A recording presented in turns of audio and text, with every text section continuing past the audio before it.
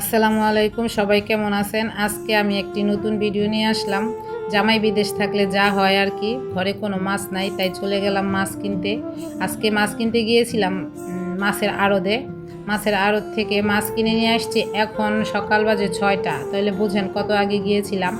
তো আমি এই চিংড়ি মাছগুলো একদম ছোট ছোট হয়ে গেছে, বড় চিংড়িও ছিল কিন্তু দামে মিলে নাই, সব বা ভালো লাগে নাই, সব কিছু মিলেই আর আনি নাই। তবে আমি ছোট চিংড়ি বড় চিংড়ি দুই রকম চিংড়ি আনি 1 কেজি করে। আর আজকে সবই বড় মাছ কিনছি। বড় মাছ কেনার কারণে সব মাছই আমি কাটাই নিয়ে আসছি। এই পাবদা মাছগুলোও কাটাই নিয়ে আসি। সব মাছই যখন কাটাই আনছি তো এগুলা বাদ রেখে লাভ কি, পরে এগুলোও কাটাই নিয়ে আসি। যেই মাছটা হলো সাগরের, মানে কি মাছ আমি বলতে পারি না, কিন্তু দেখতে কিছুটা পোয়া মাছের মতো, মানে মেদ মাছ বলে নাকি সাগরের পোয়া জানি না। তবে এইটা হইলো গিয়ে আবার একটা রুই মাছের, 2টা রুই মাছ কিনছি তো তাই লোকটা কাইটা 2টা প্যাকেটের মধ্যে করে দিছে। আর এটা হইলো একটা সাগরের মাছের পেটের ভিতর থেকে ডিম বের হইছে, দেখতে কিছুটা ম্যাজিক বলের মতো। আবার যখন খুইলা দেখামো দেখেন আপনারা কেমন দেখতে। আর এটা হইলো সাগরের আইর মাছ। এই আর মাছটা আমার মেয়ে পছন্দ করছে, বলছে আম্মু এরকম একটা মাছ আইন না খাওয়াইবা, এই জন্য কিনে নিয়ে আসছি। আমার তো অতটা ভালো লাগে নাই। আর সাগরের মাছ খেতে অনেক মজা, ভালোই লাগে, খারাপ লাগে না, কিন্তু আমার কাছে দেখতে তেমন একটা ভালো লাগে না। আর দেখেন ডিমগুলা, আবার আপনাদের দেখাইতেছি কেমন ম্যাজিক বলের মতন সুন্দর না?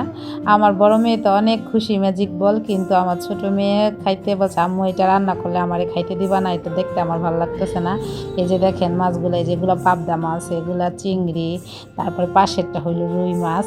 আর জামাই বিদেশ থাকলে তো কিছু করার নাই। আমি এই ফাঁকি আবার মনে করেন নাস্তা বানাইতে চলে গেছি। মাছগুলা ধুইয়া ফ্রিজে আইসক্রিমের বক্সে করে আমি সবসময় মাছ রাখি, পলিথিনও রাখি, তবে বক্সে রাখতে চেষ্টা করি, ওইখানে রাখলে ভালো লাগে আর কি, ফ্রিজ নষ্ট হয় না।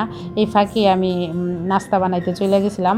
ফ্রিজে রাখার ভিডিওটা আপনাদের সাথে শেয়ার করতে পারি নাই। মাছ আইনা কাইটা কইটা, আবার বৃষ্টির দিন বাইরে যায় মাছ ধুইতেও ঝামেলা। এই যে দেখেন আমি হালুয়া আর রুটি আজকে বানাইছি। আজকে বেশি কিছু করব না, তার মধ্যে দেখেন কি সর্বনাশ হয়েছে। আমি নাস্তা করতে গেছি, পরে দুধ বসাই রেখে গেছি চা বানানোর জন্য, তো দুধ পইরা আমার চুলার 12টা বাজাই দিছে। দুধগুলা এমনভাবে পড়ছে, আর একটু বড় সসম্যানে ছিল দেখা এত ক্রিমি হয়ে গেছে গা, এত ঘন হয়ে গেছে গা, পরে আর চা বানাই নাই। পরে মেয়েদের চিনি দিয়া মুড়ি দিয়া মাইখা দিছি, যেন ওরা খেয়ে ফেলছে। পরে আমার কাছে মনে হয়েছে যে এগুলা রং চা বানায় এগুলা যদি দিতাম তবুও তো দুধ চার স্বাদ মনে হয় পাইতাম। দুধ জাল দিলে সবসময় আমার এরকম দুধ পড়া যায়। তো আমি দুপুরে রান্না বসানোর জন্য চলে আসলাম।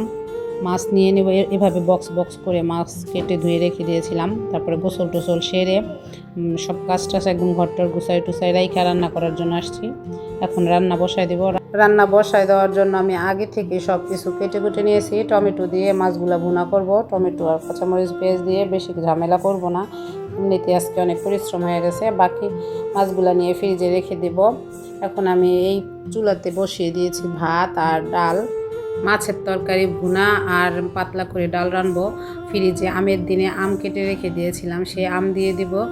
আম দিলে কি হবে, সেই আগের মানে নতুন নতুন আম ডাল রান্না করলে যে একটা স্বাদ, ওইটার লাগে না। এখানে যে দেখতেছেন আমি সব কিছু গুছাই টুসাই নিয়েছি, কাঁচামরিচ পেঁয়াজ, তারপরে যে মাছের মধ্যে হলুদ লবণ মাখিয়ে রাখছি ভাজার জন্য।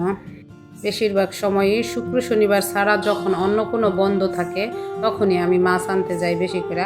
শুক্র শনিবারে আমি মাছ আনতে যাই না, কারণ সেদিন অনেক ভিড় থাকে, ঢুকাই যায় না মহিলা মানুষ।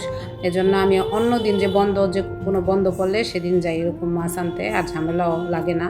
আর শুক্রবার দিন তো মাছ আইনা কাটতে কাটতেই যেমন দিন চলে যায়, 12টা বাজে আজান দিয়ে ফেলায়। এই যে দেখতেছেন নদীর সাগরের মাছ তো, তাই আমি ভালো করে একটু ভাজা নিলাম। এখন কড়াইতে আমি তেলের মধ্যে দিয়ে দিলাম পেঁয়াজ আর কাঁচামরিচ। পেঁয়াজ কাঁচামরিচ ভালো করে একটু ভেজে নেব। তারপরে একটু আদা রসুন, হালকা একটু আদা রসুন বাটা দিয়ে দেব। আদা রসুন বাটা দিয়ে নেড়ে চেড়ে এর মধ্যে আমি একটু পানি দিয়ে দেব। পানিটা দিয়েই আমি এর মধ্যে দিয়ে দিব হলুদের গুঁড়া দিয়ে নেড়ে চেড়ে এর মধ্যে আবার মরিচের গুঁড়া দিয়ে দেব। মরিচের গুঁড়া দিয়ে নেড়ে চেড়ে যখন দেখবো যে তেলটা উপরে ভাসতেছে, তখনই আবার আমি এর মধ্যে টমেটোগুলো দিয়ে দেব। টমেটোগুলো একটু ভালো করে, এই দিনে টমেটো তো সিদ্ধই হইতে চায় না, শীতের দিনে টমেটো তো রান্নার শেষ দিক দিয়ে দিলেই সিদ্ধ হয়ে একদম নরম হয়ে যায়, এই দিনে তো হইতে চায় না। এই জন্য পানি দিয়ে দিলাম একটু বেশি করে, যেন টমেটোগুলো নরম হয়। নরম হয় নাই, তারপরেও শক্তই রয়ে গেছে। এখন মাছগুলো দিয়ে দেব। আসলে তাড়াহুড়া করে রান্না শেষ করে যে তরকারিটা রান্না যে শেষ হয়েছে সেই ভিডিওটা করতে ভুলে গেছিলাম, এই জন্য আর দেখাইতে পারি নাই। তো খাওয়া দাওয়া শেষ করে চলে গিয়েছিলাম একটু রেস্ট করতে। তো বিকেলবেলা মেয়েরা বলতেছে আবার ক্ষুধা লাগছে, এজন্য পাউরুটি দিয়ে নাস্তা বানিয়ে দিলাম। তবে সবাই ভালো থাকবেন, দোয়া করবেন। আবার দেখা হবে নতুন কোনো ভিডিও নিয়ে। আল্লাহ হাফেজ।